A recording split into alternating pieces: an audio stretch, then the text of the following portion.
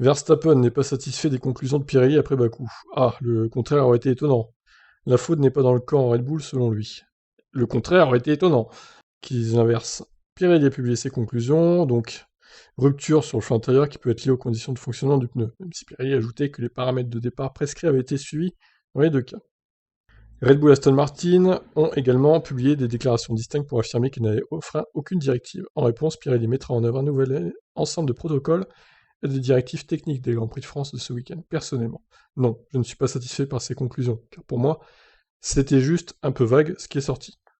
La seule chose que je puisse dire, c'est que de notre côté, l'équipe a fait tout ce qu'elle aurait dû faire. Je veux dire que les gars ont suivi toutes les directives avec la pression des pneus et tout. Donc il n'y a rien à trouver de ce côté-là. Ce serait bien de savoir simplement si c'était lié à la pression des pneus, il suffit de parler. Je pense que ce serait un peu plus facile à comprendre que l'explication que nous avons eue jusqu'à présent, parce que l'équipe n'a rien fait de mal. Verstappen a ajouté que Pirelli ne peut pas nous blâmer, et je pense qu'ils doivent regarder de leur côté. Je m'attends à ce que la pression des pneus soit augmentée ici.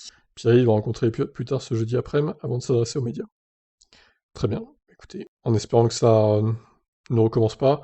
Bon après ça va, il n'y a eu que 2 voitures sur 20 qui ont eu un problème, avec une stratégie... bon, Stroll, pour le coup, son problème à Stroll est moins choquant en fait que celui de Verstappen. C'est vrai que Verstappen, on pouvait s'étonner, il y avait un peu moins de tours dans les pneus, mais le problème c'est que Verstappen, il a bien tapé dans les pneus aussi, à force de faire ses meilleurs tours avant, etc.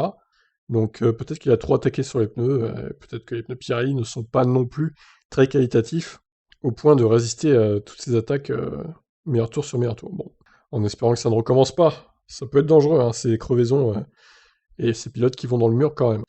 Je vous laisse réagir. Bye.